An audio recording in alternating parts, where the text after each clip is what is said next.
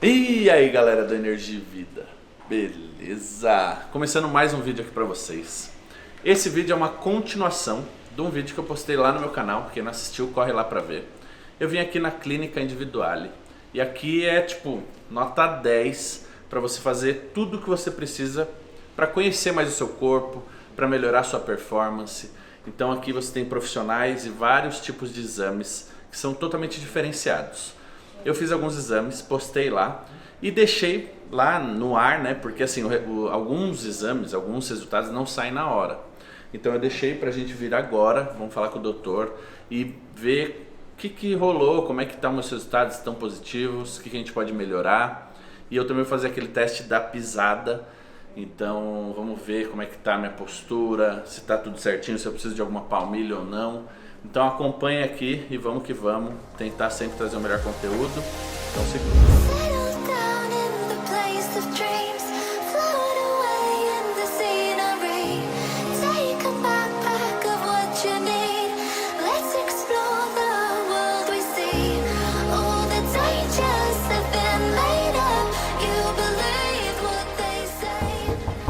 Nossa, eu bato na porta, quase quebra a porta. Tô muito forte, velho. Você é louco. Tô tomando os manipulados da Energia e Vida, ficando gigante. E muito forte, bolado demais. Cadê o doutor? O doutor tá aqui?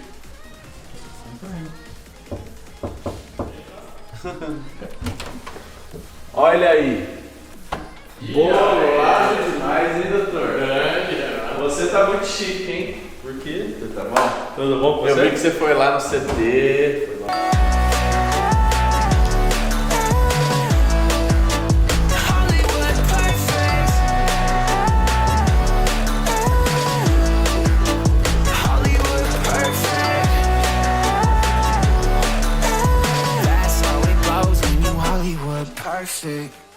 Tiozão. Pra entregar a palmeira. Não fiz. Ah, mentira. Como é que o cara vai na Disneylândia da musculação e não treina? Não tinha pizza. Brincadeira.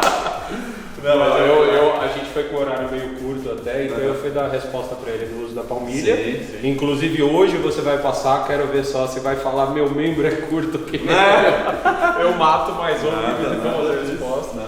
Mas a gente foi lá, teve a resposta, ele conseguiu visualizar muito bem a diferença e tá animal. começando a usar a palmilha. Agora ele tem que usar prótese, já tá de idade. Brincadeira. E aí, galera, a gente vai fazer agora o retorno dos meus exames, aquele lá que vocês viram, quase morrendo na esteira lá, com aquela máscara. E também, o que mais tem de resultado? Então, hoje a gente vai pegar o resultado tanto da análise postural. Para o fisiculturismo, hoje a gente tem descoberto uma vantagem muito grande nisso. Tá. Esses detalhes, alterações mínimas na postura, mostram para você alguma diferença ou assimetria quando você fala em volume muscular. Se você inclina, torce o tronco para um dos lados, etc., isso vai ser demonstrado, por exemplo, pela compressão e alongamento da sua musculatura. Então vai ficar assimétrico. Então a gente vou te dar a resposta aí do que foi sua análise postural. Do teste ergo-spiro que você fez ali, lembra lá que tinha as alterações no pouco da pressão, né? Pressão. Tá fazendo aeróbico? Tô. Ah, então beleza. E aí a gente vai realizar hoje a baropodometria para ver se existe uma necessidade de uso de palmilha aí também. Fechou. Então, Beleza? Vamos lá. Pode sentar aí, Renan. Deixa eu abrir aqui seus exames. Alteração cardiorrespiratória que apresentou para você lá. Depois do laudo a gente esperava um pouquinho, uma análise um pouquinho abaixo do que deveria estar de condicionamento cardiorrespiratório. Sim. Da pressão a gente já verificou que teve aquele aumento não, você já começou com uma pressão um pouco mais elevada.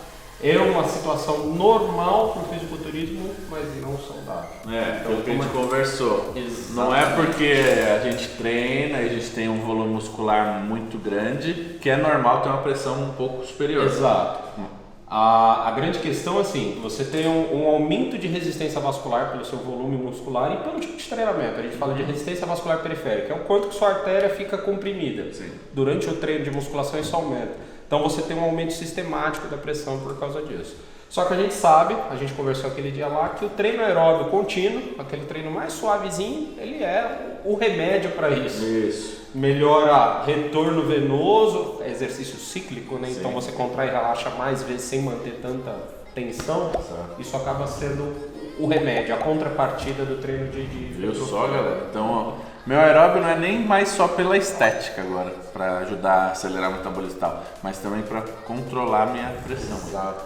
Porque assim, quando a gente fala, eu já peguei alguns pacientes que falam aí, não, mas minha pressão é sempre assim. O problema é quando você vê lá o Van Damme batendo para calejar a canela, ficar mais duroso. Vamos dizer que o sangue sendo ejetado com mais pressão, ele está batendo o tempo todo ali, principalmente lá na aorta, batendo. Ele vai diminuindo a elasticidade e você vai de hipertenso pro resto da vida. Então assim, é um efeito disso, os cardiologistas preconizam que deve 12 por 8 é a pressão normal, hoje a ótima 11 por 7 até, para que você não tenha nenhum tipo de alteração na vasodilatação. Então você consegue controlar. Então, normal para quem treina aumentar durante o treino mas no dia a dia ela tem que estar perto desses 12 pontos. Para não usar remédio, etc. Exatamente. E aí do aeróbio a gente tira aqui dentro do seu programa de avaliação, a gente fez a ergospirometria, né? Isso. Que é a avaliação da performance aeróbica. Então já mostra, apesar do seu consumo em MET ser elevado durante o treino, mas uma classificação para a sua idade aqui. Você está de ruim para muito ruim. Nossa. Isso quer dizer, o VO2 ele representa a máxima capacidade que o seu organismo tem de captar, ou seja, pulmão, transportar coração e usar o oxigênio ambiental. Sim. A característica de quem treina para corredor, por exemplo, é o aumento do tamanho e do volume de mitocôndria, que são as células que usam o oxigênio para produzir energia a partir de gordura. Então, até nesse ponto, o tipo de treinamento interfere completamente. O seu não é voltado para isso. Exato. Mas a gente pode potencializar um pouquinho. Mas eu não quero correr, etc. Beleza. Primeiro, o ponto de vista cardiovascular e o outro é a recuperação. Sim. O lactato ou o ácido lático produzido, ele é tamponado a parte respiratória que elimina, por exemplo, excesso de gás carbônico, ou seja, recupera melhor entre uma série e outra. Sim. Vamos potencializar, por exemplo, um treino explosivo que você estiver fazendo. Mais metabólico. Exatamente. Você consegue recuperar mais fácil de uma série pesada para a próxima. Com certeza. Então você acelera esse processo. Então o ideal seria estar próximo a 42, 45. 45 seria o ideal para você. Esse 35 é o quê? É ml por quilo por minuto. Quantos ml de oxigênio por quilo de peso corporal por minuto? Legal. A gente pode falar em litros, quando a gente for fazer uma análise aqui em litros, deixa eu pôr. É bom, mas como você é um cara pesado, isso vai, a gente divide no relativo, em litros, seu consumo de oxigênio ali, sua ventilação a priori, 137 litros, que é um volume alto. Só que você aproveita pouco porque suas células musculares elas não estão adaptadas para isso. Ou ela não? Não, menos. Ela é muito mais potencializada. A gente fala do tipo de fibra, né? Sim. Para o metabolismo anaeróbio, Sim. ou seja, para a quantidade de energia anaeróbica que você gasta do que para aeróbio. Entendeu? Não, então vamos melhorar. Obviamente, não deixa de ser verdade aquele negócio do o Valdemar Guimarães falava muito, né? Não dá para pegar uma lagartixa e fazer o jacaré da lagartixa. Com certeza. A gente transferindo para terra, não dá para pegar maratonista e virar um fisiculturista, um bodybuilder, e não dá para pegar um bodybuilder e virar maratonista. Muito difícil. Mas a gente consegue otimizar e melhorar. Exatamente. Essa é a intenção. Mas é muito bom ter esse feedback, essa visualização aqui, porque assim, é um feedback ruim para mim, então eu tenho que melhorar, é verdade. E aí, às vezes, das coisas boas você às vezes se acomoda. Quando você tá ruim, ou você fica ruim ou você se mexe. Então a ideia é, ou agora, baseado nisso, aumentar minha quantidade de aeróbio, aumentar um pouquinho a intensidade do meu aeróbio de jejum, colocar mais um aeróbio ao dia ou pós-treino à noite. Exato. Então vou aumentar meus aeróbios para ver se eu consigo melhorar aqui minha... Exatamente. Porque essa é uma solução, fazer mais aeróbio vai melhorar, ou tem alguma coisa a ver com minha respiração, com eu respirar pela boca, desvio de septo, alguma coisa? O septo pode te atrapalhar, por exemplo, se você fosse depender da performance no aeróbio. Se você fosse um corredor, por exemplo, eu ia falar, Renan, isso vai ser prejudicial. Mas como a gente quer desenvolver tanto a respiração nasal quanto a oral, não vão fazer diferença nesse momento para esse tipo de treino. Só que como qualquer desenvolvimento, você não tem que repetir várias vezes lá o treino de musculação para você ter um resultado. Exato. O aeróbio é uma capacidade física que também deve ser treinada com certa rotina. Então o que eu falei agora faz sentido, aumentar um pouco maior o jejum, a intensidade e colocar mais um aeróbio por dia. Aí a intensidade é um ponto interessante, a gente encontrou as intensidades. Aí é isso que eu quero. Entendeu? Isso é importante. Quando a gente fala em limiar, é uma resposta de cada pessoa. Né? Sim. Então, por exemplo, eu posso falar para você, você vai treinar 65% da sua frequência cardíaca máxima, mas o seu primeiro limiar deu lá 50%. Então você vai estar entrando do mesmo jeito no metabolismo anaeróbio. Não, então, esse exame, galera, isso é o grande diferencial e é por isso que é importante um exame desse, principalmente com um atleta que quer a melhor performance possível, porque aqui você tem exatidão, você tem os números que vão te ajudar a chegar no melhor resultado com o esforço que é suficiente. Então, que nem ele falou, às vezes falar que você vai chegar no 65%, só que com 50% seria suficiente. Então eu estou economizando esses 15% para fazer com mais exatidão, né? E aí quando a gente fala do fisiculturismo, do bodybuilder, por exemplo, o maior, vamos dizer assim, medo durante a fase do cut é perder o volume, perder massa muscular. Se eu foco no exercício de moderado e baixa intensidade, eu não adentro tanto lá no metabolismo anaeróbio, não vou precisar de tanta glicose, sim, a gordura ajuda nesse processo para secar, garantindo que você não vai ter que assumir lá, se você está numa dieta, por exemplo, no cut, pegar a parte do músculo, isso, para fazer glicose. Exato. Entendeu? Então a gente consegue achar esses pontos exatos e falar, até aqui prioridade na gordura, no metabolismo, daqui em diante você começa a aumentar a participação de carboidrato, e daqui para lá, quase que prioridade maior em carboidrato. E como é que tá esse número? Ó, tá aqui.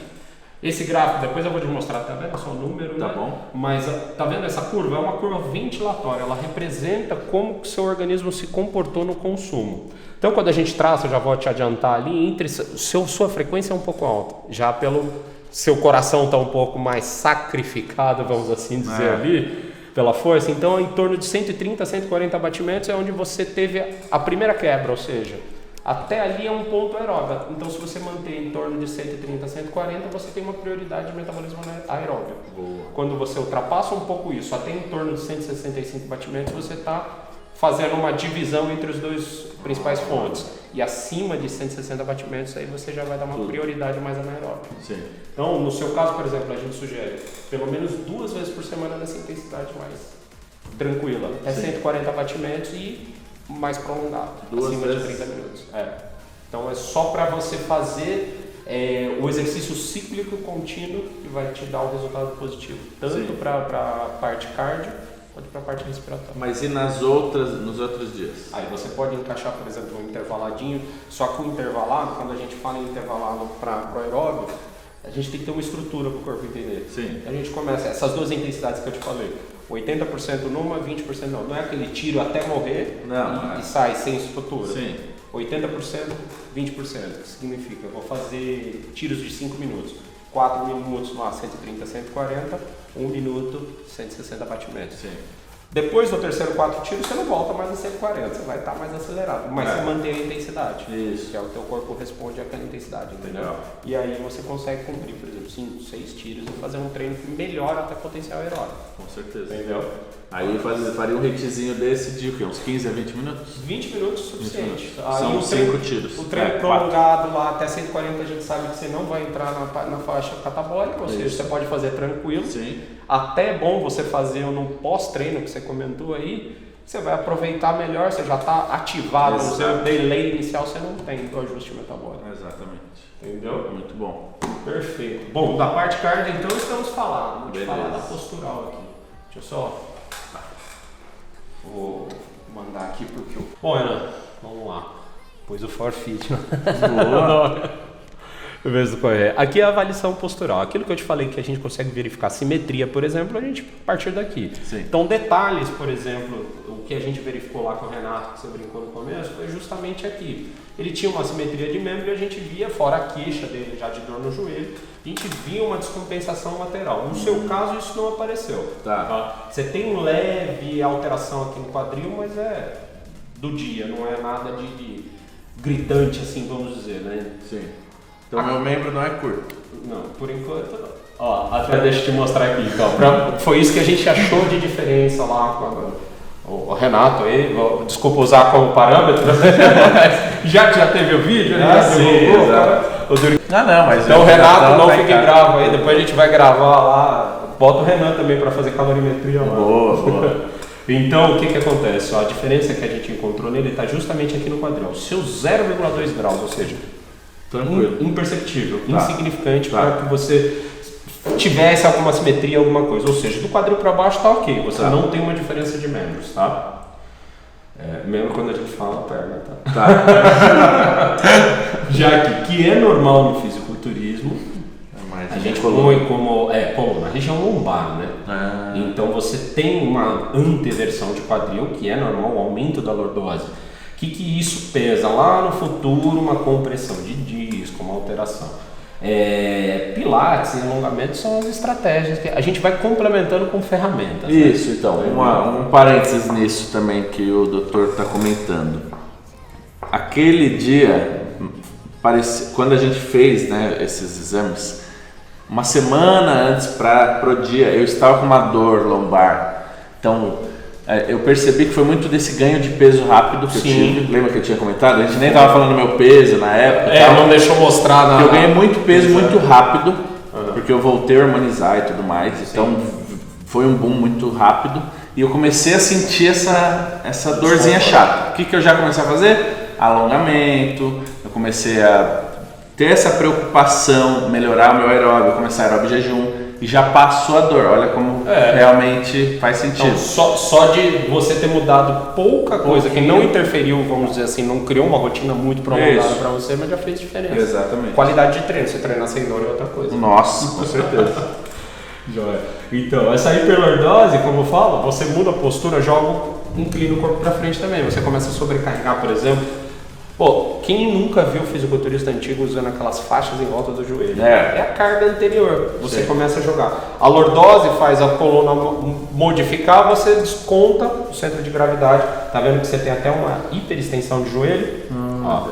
Aqui do lado, quando a gente pega a face direita. Essa hiperextensão, ela começa a aumentar a compressão no ossinho aqui da patela. Você começa a pressionar. Você já tem um tendão super tensionado pela força do quadríceps. Você começa a tensionar ali atrás. Que pode, então, mais pra frente vai dar uma condromalácia. Exatamente. Falou tudo. Entendeu? E aí você começa a ter aquele desconforto e o desgaste atrás da patela ali. Começa a chatear um pouquinho. Então, o que você recomendaria? Você dá uma caprichada mais do isquio. Posterior de coxa. Isso, mas é o que eu tô fazendo. Então eu tô no caminho certo. Eu a percepção de atleta é diferente, né? Já sabe mais ou menos. Depois dessa dor, o que eu fiz? Eu coloquei um dia para vocês entenderem, galera, o quanto é importante esse conhecimento e essa busca do atleta ou da pessoa, você que às vezes nem é atleta, mas você querer entender o seu corpo. Colocamos um dia do meu treino só para posterior de perna e lombar. Então eu faço terra, eu faço stiff, eu faço cadeira, mesa, eu faço alongamento, então eu faço toda uma parte só para proteger e melhorar meus pontos fracos. A gente acaba focalizando em abdômen, porque é a musculatura que mais vai, vamos dizer assim, vai aparecer lá numa competição. Mas esquece um pouquinho. Que você precisa ter uma distribuição de força para manter sua coluna alinhada. Então se você fortalecer demais um e deixar o outro, alongar demais um ou outro, você vai ter essa descompensação nas musculaturas também. Mas eu nunca tive um dia só para isso, só para fazer terra, só para fazer essa parte de precaução. Agora, você imagina, você agacha com quanto, Renan? Bastante. 60, 70, até 80 de cada lado. Então, são 180 quilos. Agora, você imagina toda essa carga vindo ali na região lombar e você não tem ela fortalecida. Exatamente. Não tem o core bem trabalhado para manter essa carga estável. Mas agora já vamos com tudo. Já tá no cargo. Ontem mesmo no treino de costas, começamos com remada cavalinho, com terra, com remada curvada, tudo livre, tudo para destruir e fortalecer a lombar. Então, perfeito. Eu estou indo muito por esse caminho de fortalecer meus pontos fracos, porque eu tenho certeza que isso também, não só para a minha saúde, para a saúde do meu corpo, eu vou ter um resultado estético daqui 4, 5, 6 meses muito melhores. Com certeza. Porque são exercícios, são algumas coisinhas que eu não fazia, detalhes que eu não tinha, que eu vou ter daqui para frente. Exatamente. E aí você consegue, que eu vou te mostrar aqui, ó, por exemplo. Aqui é a mesma coisa da lateral, os dois. Como você tem uma simetria de membros, você tem a postura também inclinação anterior, tudo igual na outro lado. Quando a gente tem uma dissimetria de membro, a gente consegue pegar. Tá. O ponto em questão, já passou outro fisiculturista aqui e a gente consegue visualizar. Se eu fosse, não sou formado, não sou avaliador de banca ali da pose, Sim. mas se eu fosse te avaliar hoje não, no dia que você fez essa avaliação, Renan, o que você acha dos seus dorsais? Falta muita expansão, né? Não, sem pensar na expansão, sem pensar na pose, olhando a simetria de volume. O esquerdo é um pouquinho menor, é isso? É mais encurtado, ó. Você tem uma leve inclinação de tronco, o seu ombro direito é um pouco elevado, do quadril para baixo você estava alinhado, sim, mas aqui para cima você já gera uma pequena escoliose, 1,4 graus não é considerado uma escoliose problemática, mas que quando a gente pega pro lapidar, isso a gente já consegue ver, ó. Tá vendo o seu dorsal aqui do lado esquerdo em comparação ao direito, um pouco mais alongado?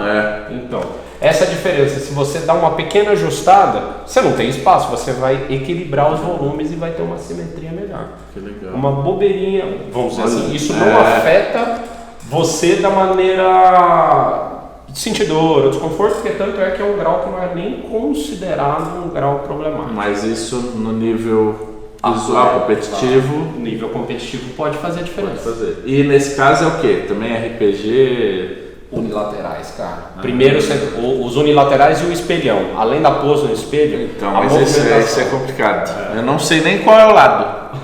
Você não percebe. Não. Seu lado direito é um pouquinho elevado. Então eu teria que fazer um pouco assim.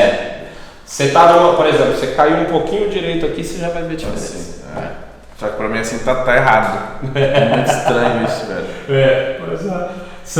Porque sua postura você está acostumado durante toda a sua vida, ou os últimos anos desse jeito. Sim. Então quando você mexe, por isso a gente estava falando do Renato, eu falei, usa aos poucos, porque ele está há anos com a diferença estranho, lá. De repente coloca uma palmilha que regula ele. Para a percepção dele até ajustar é estranho, então você vai usando aos poucos, vai aumentando aos poucos, entendeu?